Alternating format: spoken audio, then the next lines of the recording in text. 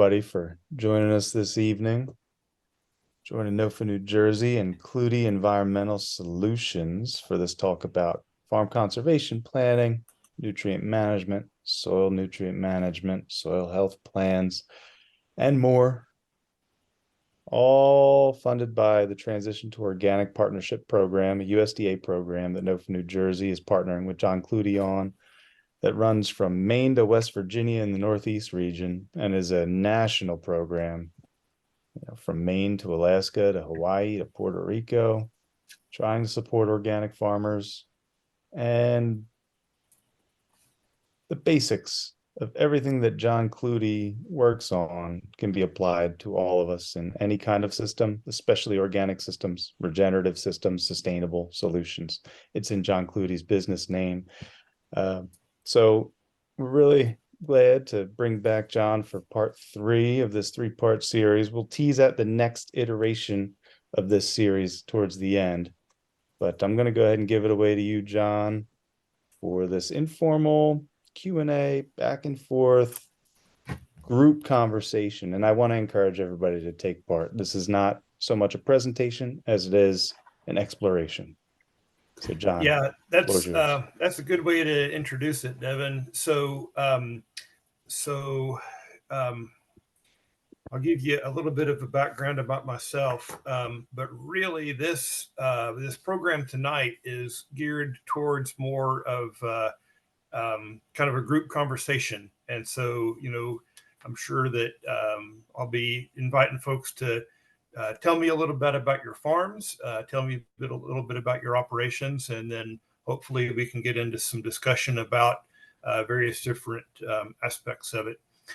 My role is that I've got about every NRCS certification that you can get, and I will tell you that once you get one, the rest of them are not so tough. But the first one, that's a big one. So I don't tell you that to try to impress anybody. I just tell you that because I've seen a lot, I guess, and so what I'm talking about are things like the comprehensive nutrient management plans, the nutrient management plans, the soil health plans, the conservation plans, and then there's transition to organic farming plans. And all of those are focused on conservation. And then, so hopefully I can, hopefully I can answer some questions that you've got.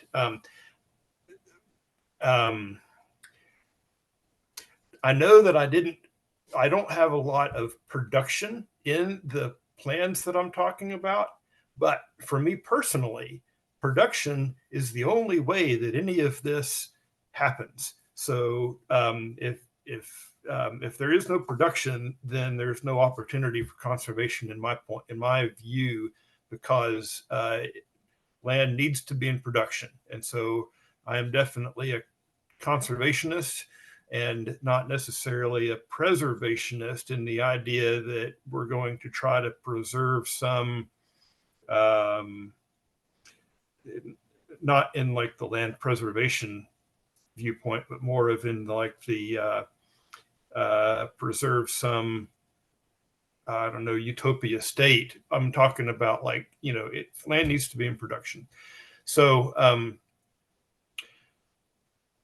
with that, I want to kind of open up and talk with folks about what your operations are. Maybe you've got specific questions that you brought. I'll give you a little bit more background about my experience. I've been a technical service provider for 5 years. I listed some of the things I'm certified in. And then I also, for 15 years prior to that, I worked for NRCS and delivered a lot of these programs that folks are trying to sign up for now. So I can talk, a little bit about the programs from, John Kluthe's perspective. And I can also talk with you about technical questions you've got. Would anyone care to, looks like looks like Devin just lost out, or computer having problems. But would anyone care to kind of get us started with either some questions or some maybe a description of your farm?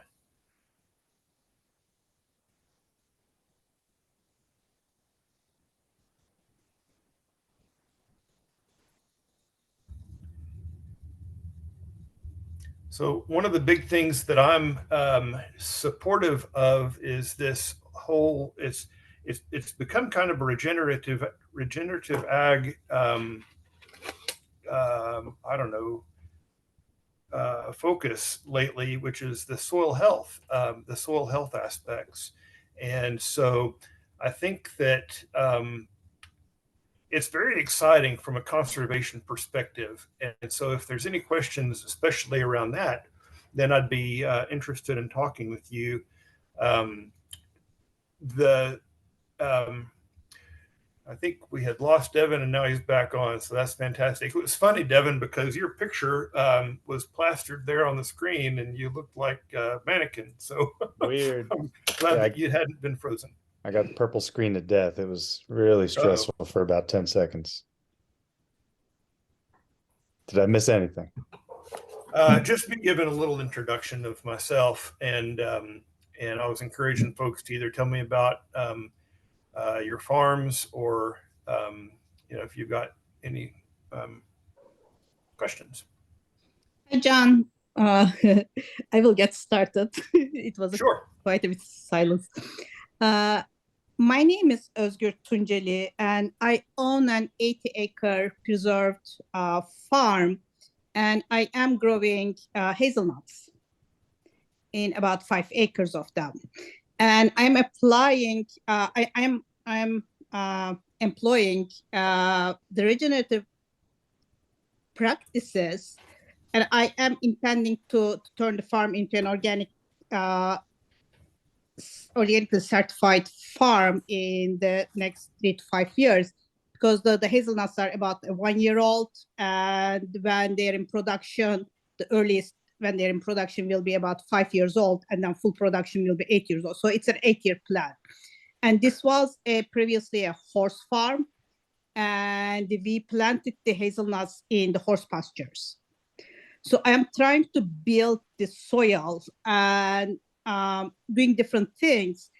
The one thing that we did was planted asparagus between the hazelnuts, which are supposedly symbiotically the beneficial for the hazelnuts. And then in between those, the hazelnuts, asparagus, and then we planted strawberries as a kind of like not a cover crop, but the covering around the bases of the hazelnuts and the asparagus. And now these are within the same row.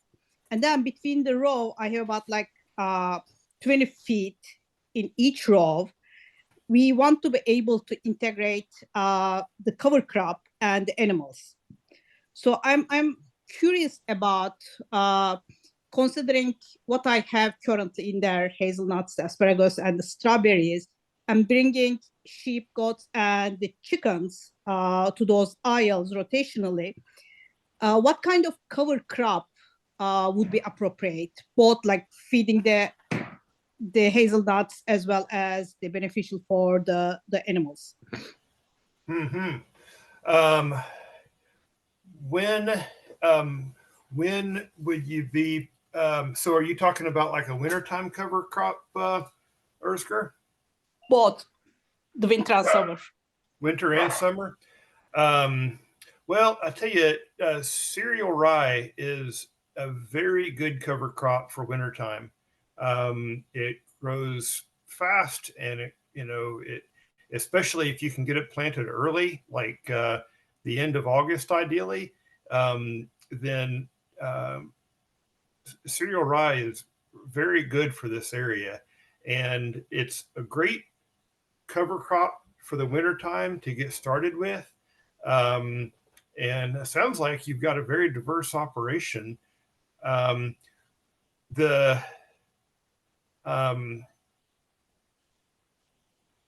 I mean, operation is currently diverse because I have about like 5 to 8 years to wait for the hazelnuts to grow. So meanwhile, I am both like the building the soil as well as something to sell so that I can turn the farm along with that. Right. And then maybe in the summertime, what about something like buckwheat? And I'm not exactly sure on the grazability, but from a cover crop perspective, buckwheat it keeps a lot of well, and then maybe sorghum Sudan would be a good one. How tall would the height of the crop be a concern for you? I guess then, since I'm going to be grazing animals, it really is not much of a concern how tall they can get. And I have about like the maybe 5 feet rows. So the hazelnuts, asparagus, and the strawberries are kind of protected. Like we would chip the rows. In between, I really don't think I have a concern on the height of the crop. But my concern is that it was a horse pasture, so it is pretty well established. It is pretty green grass. And I wonder how can I plant something else within that grass. It is very strong. And I do not have any machinery to plant the cover crop. Well, what part of the state are you located in? I mean, close to Flemington. Okay. Central Jersey. There, so I think that RC&D in like Asbury, so like right on the 100 and Warren County line in Asbury, I think that they've got a no-till drill. I'm not sure about that, but then I know in Columbus, there's I think it's the district there has a no-till drill. So I think we could find you a drill around somewhere if you wanted to use a drill to plant something. But what about just using the grass itself? And maybe is it a fairly good grass, or is it like, how would you describe the grass? It's fairly good. It's pretty good. I don't have any weeds in it. I think it's very well established, and I think the previous owners will keep seeding the grass. And one of the fields we are using as a hay field for the animals, so that field is also pretty good. Eventually, that will turn into hazelnut field too. So another thing you could do in those grass strips is in the wintertime during a snow, you could put out maybe some ladano clover and just broadcast it in those strips. And then that's called frost seeding. And that would be a good way to get to add a clover add a legume into that grass if it's just grass right now. So when is a good time to do that? During a snow, like after it snowed and when it's still soft and not really frozen on top, would be a great time. Are there any other seeds that can go around same time along with clover? No, because if you were to plant some other sort of grass, then or if you were to plant something else, then it should really be drilled in. The thing that I like about the ladano clover is that you can also do this with red clover, but ladano is a little bit more persistent. You can frost seed it, so it really doesn't take any equipment, and then it's that as the snow melts, it'll kind of usher that seed down into the soil. And then it's also the freeze thaw process that the soil will go through it'll usher that seed into the soil and you'll get a fantastic stand. So I wouldn't, so unless you're talking about like, because cover crops can be somewhat expensive.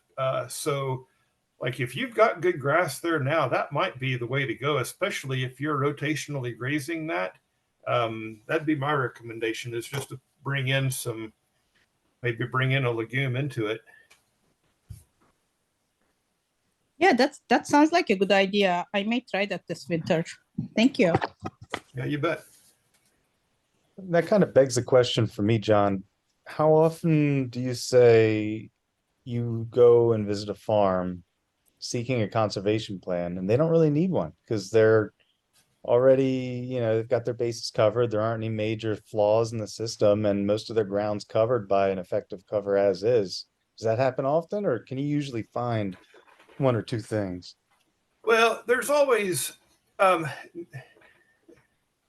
tell you, one of the biggest concerns on crop fields is compaction.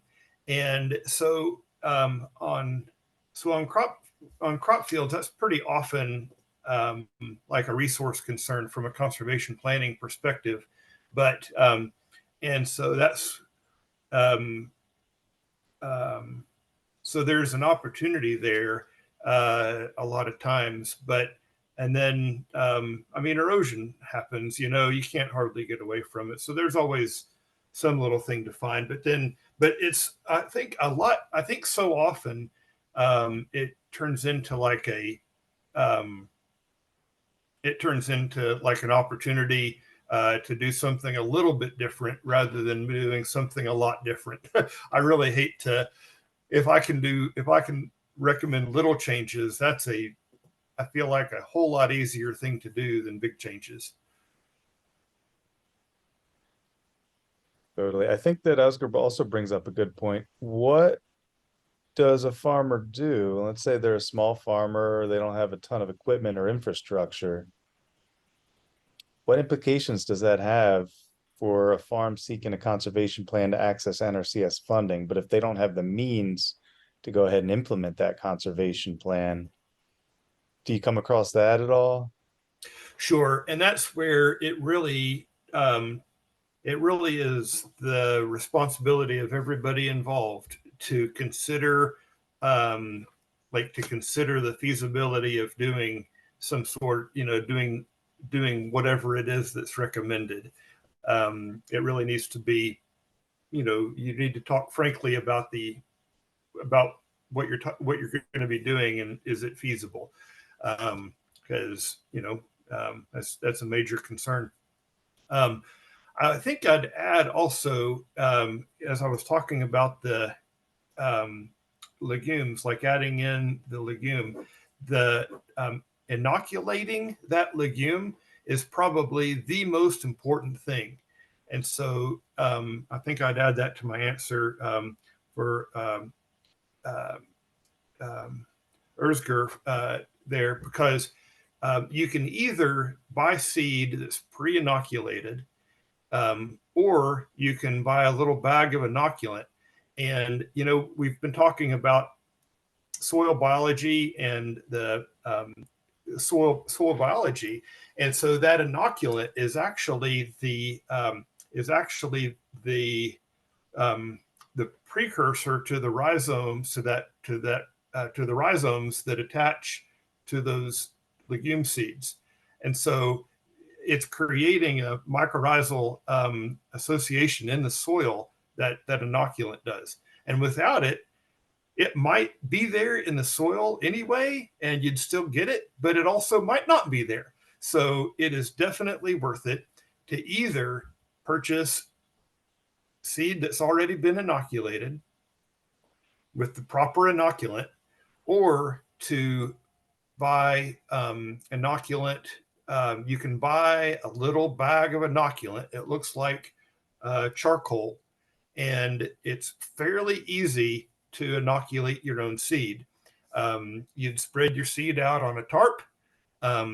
You'd mix this inoculant with a little water and make it into kind kind of a pasty type, maybe a little bit less than a paste, but you kind of mix it in with some water, and then you just mix it onto your seed. Maybe you put it in a 5-gallon bucket, for instance, and mix that inoculant onto your seed with a little water, and then spread it out on a tarp and let it dry.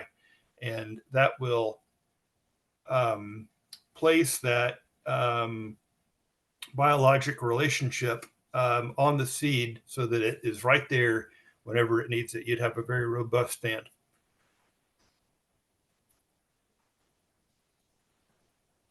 I'm going to keep coming at you from left field here, Sure. so forgive me. I'm going to drop in the chat real quick. For anybody that wants to dig into that, that's an interesting little read. And I'll try and find, there was an issue of the Natural Farmer.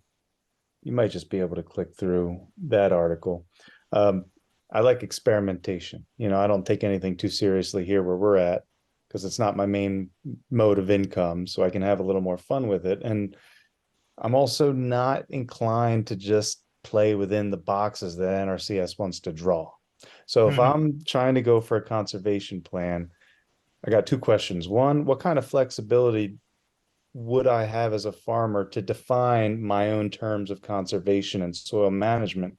And then B, is there room for kind of off the wall ideas like this guy Sawyer Farm is doing up in Mass, where he's covering his whole farm in Dutch white clover constantly?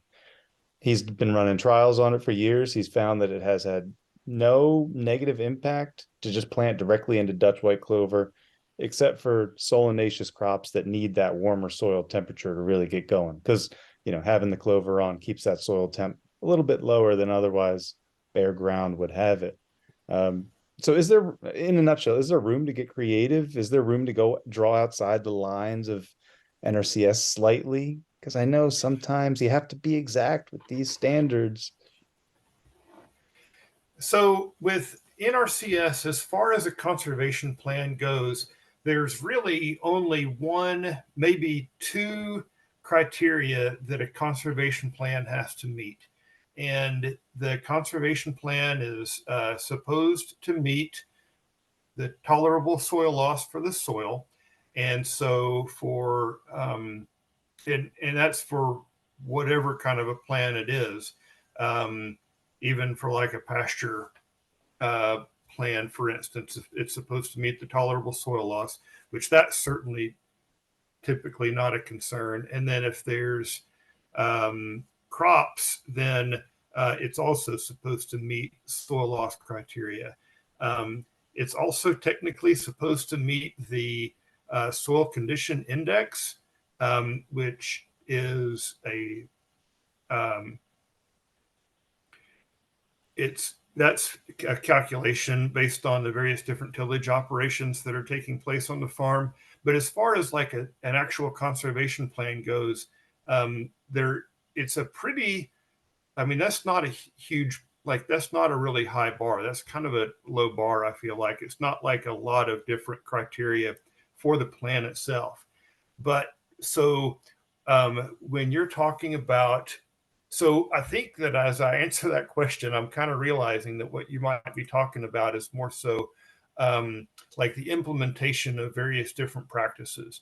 So maybe you want to do cover crops, for instance, and you like the looks of this. What kind of clover is this? This Dutch white clover, for instance. I feel like you could do this in a like if you had like an implementation contract where you wanted to implement some cover crops and you wanted to use this Dutch white clover. I think that would be there. Let me think about that. I know that this is not like on the list, for instance, of NRCS's stuff, and that kind of gets into a gray zone where if it's not something that they're this like, it does make it difficult whenever if you're trying to implement this concept, like if you're trying to implement a cover crop, for instance, and you wanted to use something that wasn't on the NRCS list, I think you'd probably also have to include some of the stuff that was on the list in the proper quantities. And like, they've got a lot of rules, they really do. So like, one of their rules is if you're using the cover, it depends on what you're using the cover crop for, but if you're using it for soil erosion, then you need to be at, I don't know, there's like an implementation worksheet, and it's got to be at 133% of the worksheet. But if you're using it like for soil health or like for building soil, then you could be like in that 100% range. I mean, there are a lot of rules, I would give you that. It's so, but there is some flexibility as well. So I think that it's worth it. One of the things, and they're coming out with, NRCS is coming out with all these small farm cost lists this year. And I haven't seen that list yet, but it's, but they are like, typically their payments are based on some sort of like some sort of a unit. Like, for instance, if you're going to build fence, it might be $3.20 per foot that they pay for the fence. Well, if you're only building like, if you're only building a short fence, then that's, you've got to get the corner posts and the gate, all loaded into that $3, that price per foot. Whereas if you're building miles of fence, then you can spread those corner posts out so much further. The cost per foot is a lot lower.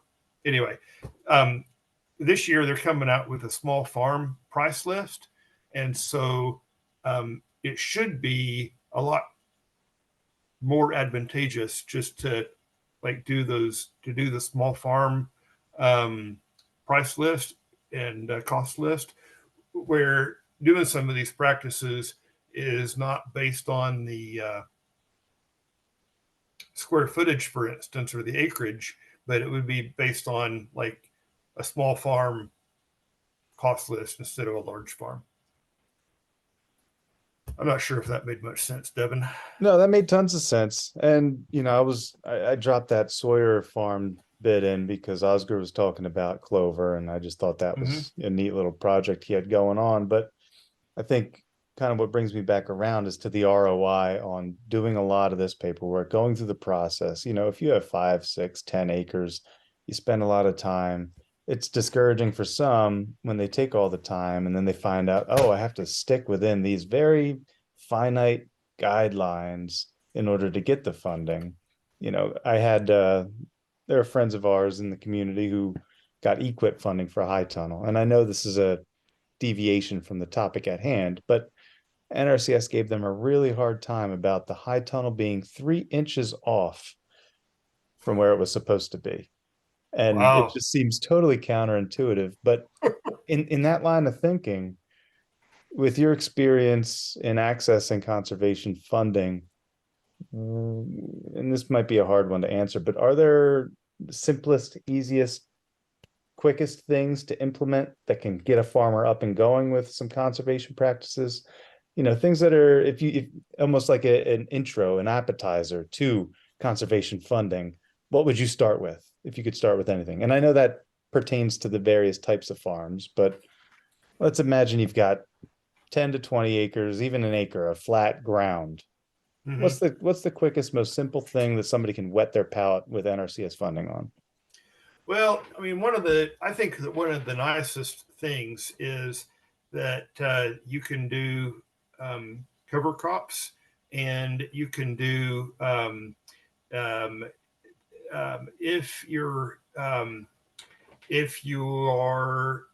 if you need to like stay off of the soil for a while, then there's I've forgotten the name of it, but there's an income that deferred income. I'm not sure what it is. I don't quite remember, but there's an option to they can take that into account, and they can actually that can be a conservation practice also. So I feel like the cover crops is a good way to go if you're, if you want to kind of take some baby steps towards conservation, like implementation, because that's a 3-year payment. And then if you do that, then you've got to do, if you'll do that like through EQIP, then that would make you, and do it for 3 years, then that would make you eligible for CSP. And CSP is really nice from a small farm perspective because they don't really have conservation practices per se. I mean, they do, but you would be better off to do this through EQIP. But they've got conservation enhancements, and so it's not.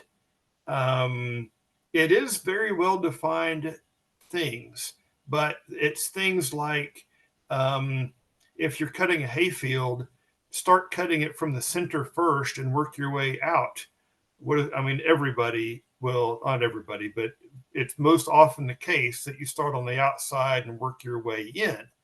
Well, if you start on the inside and work your way out, then you're given the buddies and the fawns a chance to get out of the way through cover, rather than them being, they have to, rather than them having to decide if they're going to jump out in the open or get hit by the mower. So it's things like that that are kind of weird, not weird, but they're more like activities rather than actual practices that are nice for a small farm, because CSP has a minimum payment. And so you've just got to do one activity to treat one resource concern, and you get this minimum payment. And so, that's really where folks ought to be who have farms. They ought to be in this CSP program. In order to be eligible for it, you have to have already treated something on your farm with EQIP most of the time. And so that is an incentive, I feel like, to do that cover crop for a few years, and then that would make you eligible for CSP. I feel like that's an easy way to get into the NRCS funding cycle, and really, form a relationship with those offices. Right now, they've got all this IRA money, this Inflation Reduction Act money, and I've been on other webinars that you've hosted, Devin, and this is just me talking, but they're going to be begging people to take money this year, and probably for the next couple of years. With that being said, they do have, with the budget concerns, they are thinking that some of that money may be taken back, but like I would be getting down there and signing up, because there is something on your farm that you can do, and then that might not be a great payment, but that CSP is a great payment. It's it would be pretty nice. Yeah, get it before it goes, because everything that we're hearing is there's just a flood of funding, and in recent years they had to send it back to the Fed. So let's make use of what comes our way, and we keep getting it, versus if we don't use it, we won't stand a chance to get the same amounts going forward. But why do you think that is not being used too much? Is that because of the bureaucracy that is involved to apply for the funding? Are there the restrictions that prevent people to tap into the fundings? What is the reason that people are not applying for funding? it is frustrating to work with the federal government just because they do have a lot of rules, and it is, I mean, and so, and I would say that the NRCS of yesteryear, back when they were the Soil Conservation Service, they were more technically focused. So they just wanted you to do a good job. Whereas today, they are program focused, and it's and like, you know, these federal folks, they're under, like, I get the feeling that they kind of feel like they're under a microscope, and so it's hard for them to apply a lot of common sense because they don't feel like they've got the flexibility to do that. And so that just makes it complicated. Whenever you think you might have a simple solution, it's got to be something that would work with their program rules. And so it's not always simple. And but I would say that everybody is, like, they're all trying to do a good job, and so they're gonna tell you whatever they tell you. You know, it might be strict, but they're also telling it to you from a just from a place of, you know, they have found success in that particular thing. There are a lot of rules, and that you just have to follow the rules. So I would say that the reason that maybe folks don't is because because they're not, because it is kind of a lot of paperwork and a lot of, you know, I mean, they do try to make it easy. I mean, they do try to, you know, the offices I've worked with. It is ideal if you have a specific problem that you're trying to address. If you don't know at all what you're trying to address on your farm, if you don't really know what you want to do, then it's kind of hard for a soil conservationist to come out and say, well, here's what you need to do, because it's got to make a good business sense for you. And so, you know, they're treating conservation concerns, but it's got to make good business sense for you to do something. So, for instance, they wouldn't come out to your farm and say, oh, well, you need to put up a high tunnel, because they don't, you know, they wouldn't necessarily know that you're trying to grow wintertime vegetables. If you come to them and say, I really need to expand my market, I need to be able to get things out on the shelf earlier than my neighbors or earlier than the other people at the farmers market, and they say, well, sign up for a high tunnel. You know, you'll be working all year round, but at least you'll be before your neighbors. And so you've got to come to them with some sort of need, I guess I would say. If I could add to that. I'm sorry, go ahead, Devin. Just briefly, one thing that we're hearing from a lot of producers too is the last 3 years and what inflation has done and the cost of goods. So the federal pay rates haven't synchronized with the crazy increase in pricing for supplies and goods. So if you've got the need to implement a certain project on your farm that requires the purchase of a lot of goods, whether they're, you know, like masonry or piping or irrigation or whatever it is, whatever like those durable goods are, you know, 5 years ago, they probably cost 50% of what they do now. But the NRCS hasn't been able to, you know, rapidly adjust what they pay for that practice. So you might get 50% of what it actually costs to implement that practice. And the farms just don't want to take that on until they get the reality brought into line with what NRCS is willing to pay. So that's, you know, we all as producers have an opportunity to take part in providing feedback to NRCS. You know, they've got their county meetings that kick information and feedback up to the state technical meetings. And, this is just another plug to always provide feedback. If you've got the time, if you can make it down to, if you're in Hunterdon, they're often at the library on Route 12. I know they have an office in Hamilton. I believe they have a lot of meetings out of, but there should be a county NRCS meeting in every county to hear directly from producers and where you can express the challenges in accessing these funds. So I just encourage everybody to try and pop into one of those at some point. Very enlightening. I'm trying to find the answer to the question on the small farm that's in the chat. And I think that it is not necessarily an acreage size. Some of the early stuff I'm seeing is that it's like a gross farm products or a gross income threshold. But I don't have that yet, so I'm working on looking for it. We got a question from iPhone 2.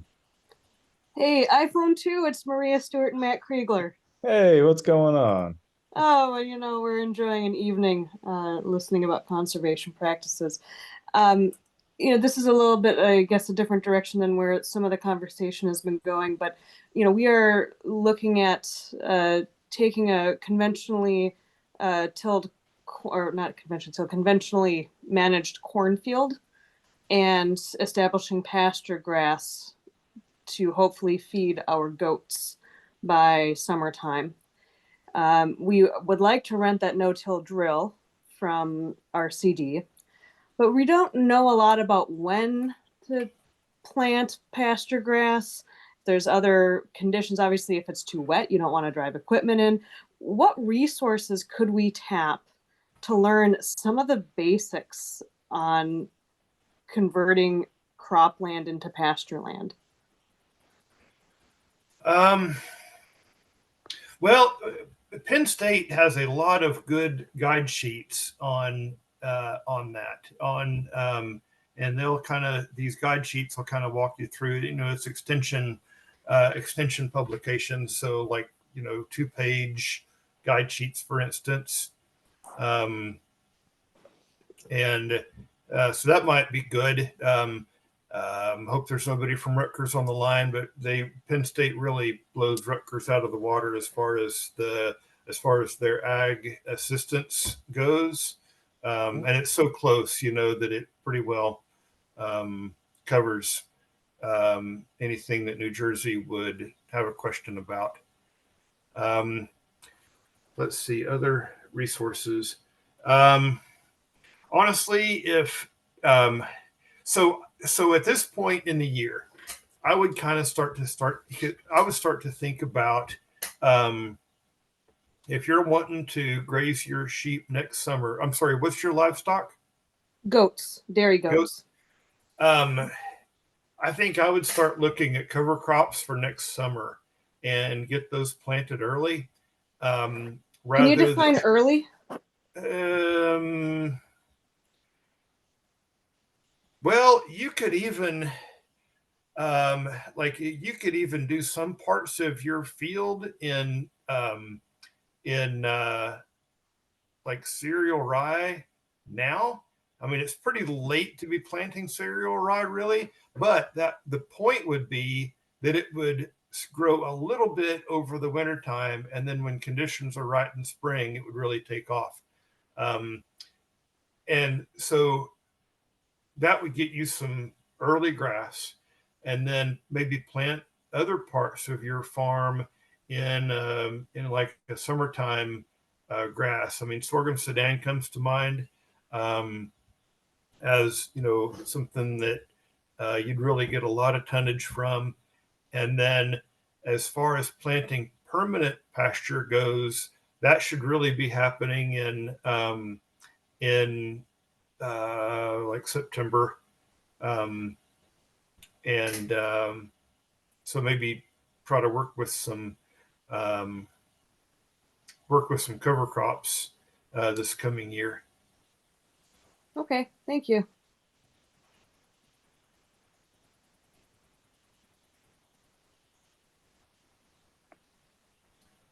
So Um, speaking of seasonality of things, John, what's going on right now in most farms that are implementing soil health management practices, conservation plans? Is there a seasonality in implementation, and do you see rhythms in this kind of work? I mean, we talked a yes, lot about and cover crops. right. So one of the huge challenges with cover crops is that the crops need to be in the ground so much earlier even than the cover crop needs to be in the ground earlier than even the crops are coming off of the fields. And so, so if there are ways for you to get your crop at least on the soil surface prior to harvest, that's really what you need to be thinking about, because so much of the time harvest is like just now happening. And so, or like the final harvest is just now happening, maybe like from the end of October. A lot of times folks are finished up by the end of October. But it's kind of too late to plant cover crops at that point. Certainly, if you're planting your cover crops like cereal rye, for instance, is one of the most forgiving.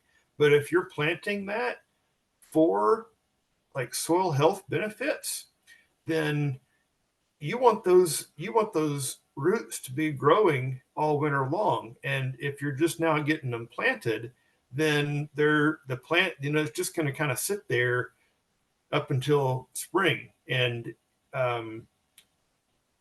when that happens, you're losing soil over that time, and you don't have that soil biotic activity going on. So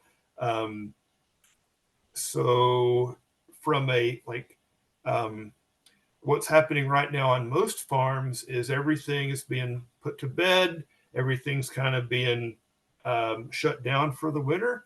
But really, there's an opportunity here, I feel like, in order to keep that soil biotic activity working throughout the winter. You need to have your cover crops in already. And you don't have to spend a lot on cover crops. I think cereal rye is a great way to go, especially like if you're starting out, because you are going to have to terminate that crop. And whether you just lay it down or and crimp it, or whether you what some folks do is they would maybe mow it off. There's various different things you can do.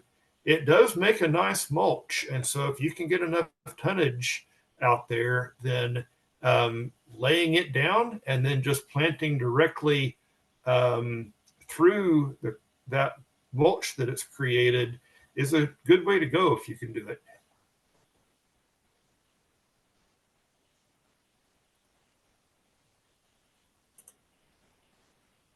I'm looking up the stuff that's available through RC&D.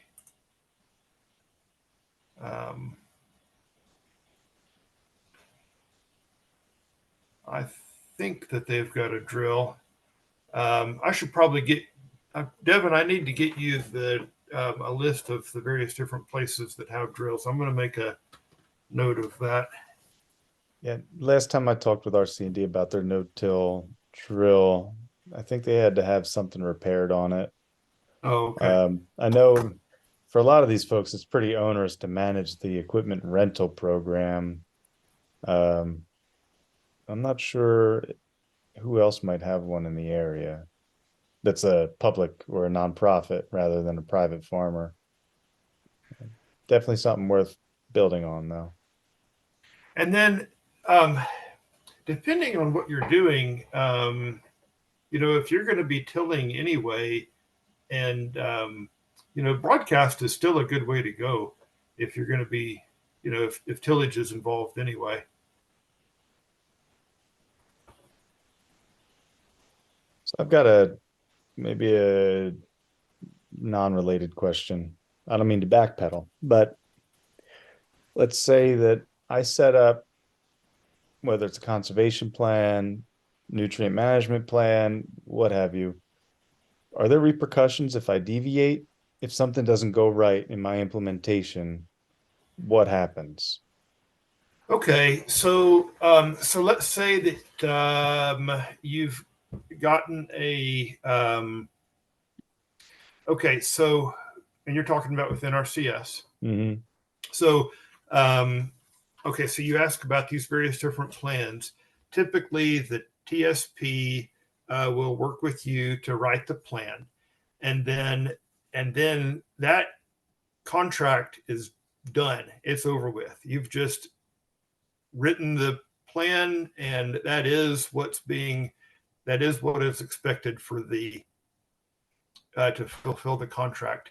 When it comes to then implementing that plan that you've written, you can ask for funding to try to get NRCS to help you implement that plan, or you can just implement it on your own, or you can just take it for good advice and think about it for a while.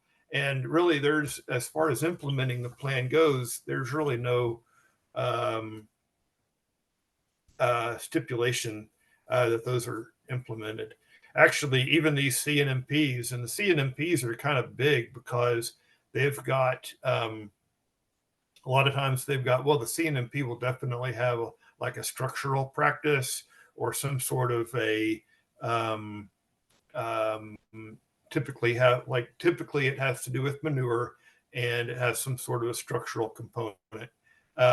And even those, you can just write them, and you don't have to do the stuff in it. The nice thing about having it on the shelf, though, is that if you feel like that those payment rates that we were talking about earlier do get in line with actual costs, then it can be a good time to strike, rather than saying, oh gosh, I wish I had something I could, build off of, or, I wish I had something put together.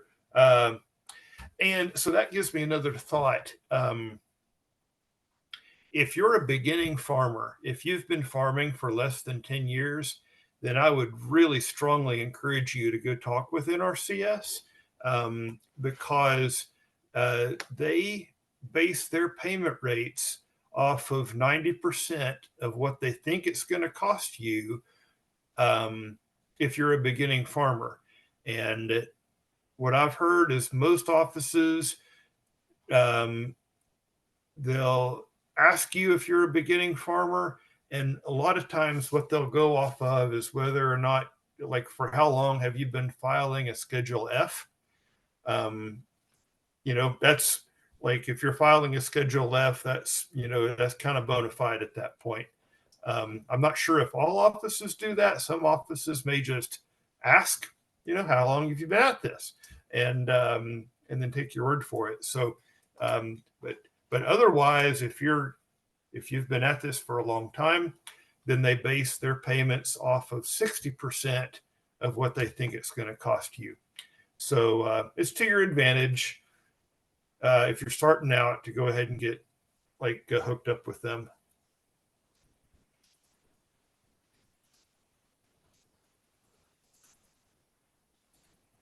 I don't want to dominate conversation. If anybody else has questions or thoughts, please just keep jumping in.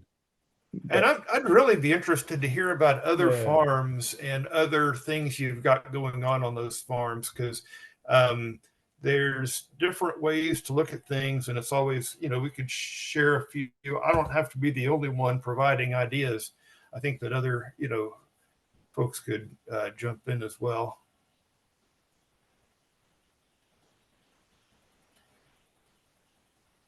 Well, I'm hearing a lot of interest around TSPs and the need for more TSPs throughout the state. We've talked about it briefly, maybe in one of the past webinars, and we hear about it in conversations with Rutgers. We hear about it in conversations at Farm Bureau and county boards. And this is not just a local thing. This is region-wide. I think this is national. A lack of technical service providers. Can you give us just at a glance again, some of us may have already heard it, but can you give us an at a glance what a TSP is, how it relates to NRCS and the farms, and Sure. the scope of No, the I role? think I think it would be a good thing to talk about. So the technical service provider is someone who has like a certain skill set that can do things like write these soil health plans, for instance. And so they can. It depends on what their skill set is as to what services they can provide. So another one, for instance, is the transition to organic planning, and that is just a conservation plan focused on an organic farm. So the TSP then is someone who has that skill set and has gone through the certification process to be able to provide it. And here again, it is helpful if two things have to happen. The TSP has to be like available in the state, and then there also has to be like a need, or people need to want that service. Okay, so take like soil health planning, for instance. I think soil health planning is one of the best, most eye-opening things that you can do for your farm. The test itself costs about $150 per sample.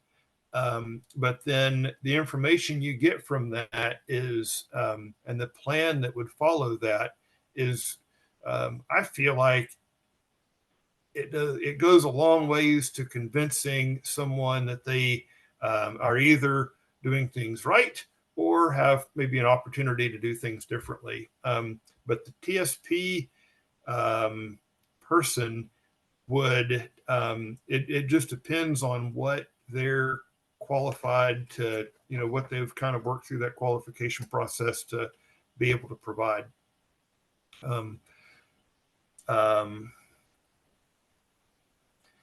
The transition to organic plan, for instance, it is not the, there's like that, you've got to have a plan when you go up for certification, but like a cropping plan, there's an enormous amount of documentation that you need. This transition to organic farming is not that plan. What it is it takes into account like the soil loss that we were talking about. It takes into account the soil condition index. It takes into account your nutrient management, and it takes into account your pest management. So it doesn't really talk about your production. It uses the production that you have on your farm to talk about those other things, but it doesn't, like, the plan doesn't tell you what to grow, for instance. It just says, okay, you're growing these things. You've told us you're growing these things, and these are the conservation conservation considerations, that you should make. As far as like the availability of TSPs go, it sometimes that connection doesn't always like happen at the same time. There might be a TSP available, but then it takes a long time for interest to build, and then a person's got to be in business, and so it can ebb and flow, for instance, as far as availability. What you got, Cliff? Yeah, so thanks, John. This is Cliff Priestess. So, John, could you talk a little bit about, what do you actually have to do to become a TSP, as far as like take somebody that has got part-time background experience in farming, has college education, master's degree in biology like myself. What do you actually have to do so that you could actually work as a TSP? Could you talk for a minute about what that could look like? Sure, you bet. There's a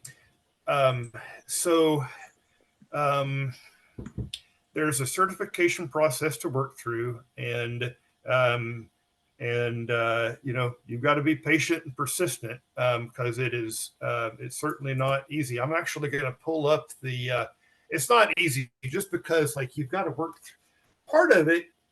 I'm just going to tell you from my experience, part of it is just learning what NRCS is looking for. And so in that, you've got to be persistent. You've got to, it might say one thing and you might think you know what that means, but then over as you get experience, you'll kind of realize, oh, this is what they mean. It's not perfectly clear. I'm going to put a link in the chat. Try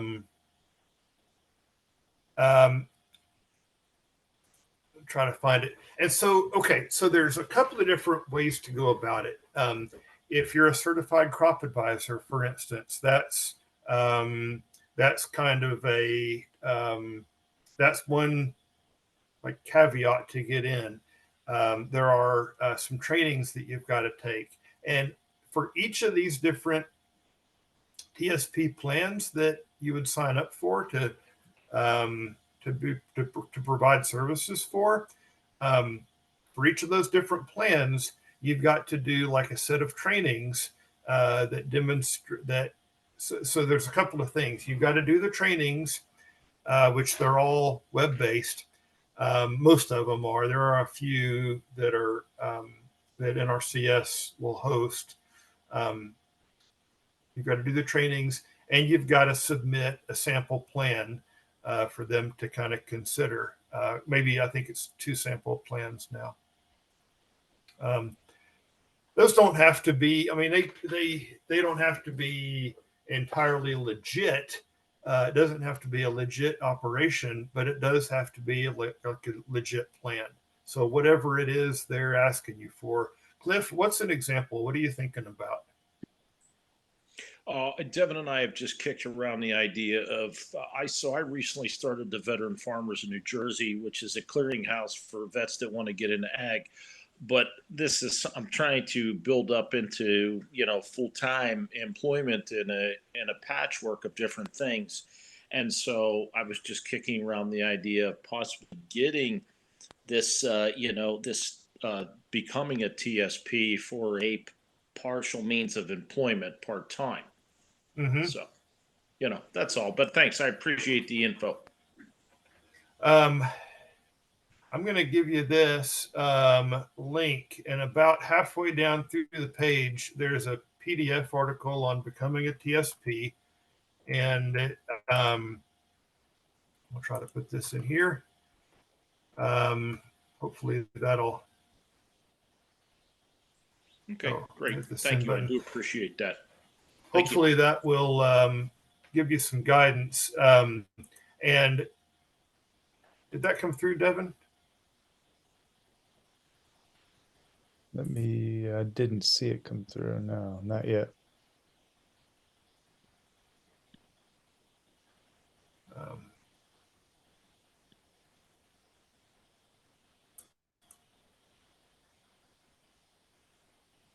hitting the send button. I don't know. It tells me Devin is not in this meeting. Very strange. So maybe I'm trying to. You could always email it to me, and I can disseminate it again too. I appreciate it. Okay.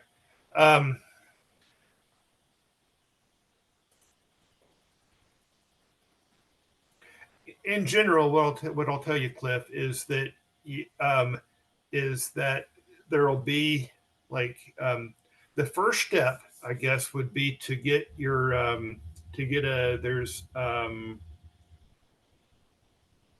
you've got to identify your identity. And so talk with the TSP coordinator and he'll help you through that. And then it's just a matter of working through the list and working through those trainings. And if you wanted to give me, like, if you kind of get started and want to give me a call, I'd certainly be happy to kind of work you through that. Okay, thanks. I don't want to take any more time, but thank you. That's great. Yeah, let me look into that and then possibly reach out to you. Thank you. Okay.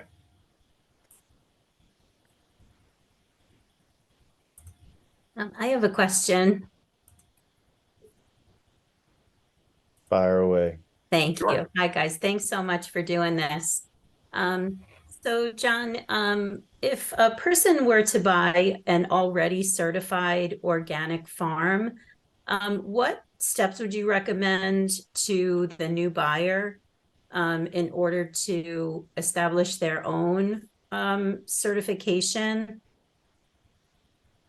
I'd say that you need to, that's great, first of all, because you don't have that 3-year transition period that you have to work through. Okay. That said, though, you also kind of don't have, I'd say if you want it to be certified organic, if you want actually the certification, then I think you need to talk with one of the certifying groups about getting that certification done. And Devin, you might know more about this than me, but does USDA help with the cost of that certification? Yeah, you can get cost share reimbursement. You can also get, there's OTECP and OCCSP from the FSA. So organic certification cost share program, and then OTECP is the Organic Transitional Education Certification Program. I forget. But I think the key is, though, that you've got to sign up for that stuff before you actually engage. At least that's the way it is within NRCS. And Okay. so talk with FSA right away. The reimbursements will come after you get certified, which is a bummer, and they fund retroactively. So, you apply for OCCSP in the fall of 2023 because you were certified 22 to 23. Okay. Because you have to prove that you were certified for the full past year to get the payment. But if someone's purchasing an organic farm, are they going to drastically change the OSP, the organic system plan? If so, then it's probably going to be a lot of work to update that OSP, revise it, make sure that the certifier is okay with it, and then go through their first inspection. But if they're pretty much running the same operation in the same manner, using the same inputs and same materials, then it should be a breeze, just changing the name on the organic system plan and maintaining status quo. Okay. As long as that operator is, educated, knowledgeable about what not to do to break the certification. But yeah, like John said, contact the certification agency as the first step, because each Okay. one has their own little quirks. And, some agencies will allow certain things. Some go a little bit more strict than the actual organic regulations go. Okay. Yeah. Some will allow certain inputs, some won't. Some will certify container grown organic, some won't. So that's the first step. And of course, if we can help with anything, always, we've got an inspector on our board and a lot of good knowledge and wisdom from within. So we're always here to help as well. Great. Thank you so much. Does anybody have any more thoughts? I don't want to keep John here all night. I'm sure he'd gladly hang with us all night, but Sure. I don't want to shortchange anybody if they have any thoughts or if you're just tuning in. But hearing none, I make a motion. Go ahead. I just want to say thank you. It was a great help and great insight. Thank you very much. Cool. Well, if you enjoyed this, I think we can somewhat safely tease out. As part of this program, we were planning to do a field walk and networking event. So we're trying to find a site for that.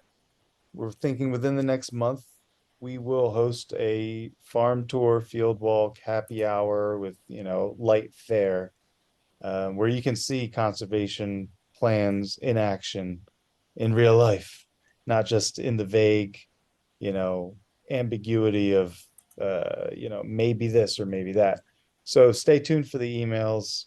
We will send a follow-up to everybody who registered for any of these 3-part series, and let you know when that in-person event will be. And I hope everybody can make it out. John, this has been fun, really enlightening on the very exciting world of NRCS practices and funding. You've made it enjoyable, what can be very dry, dull material. You've brought it to life for us, so thank you.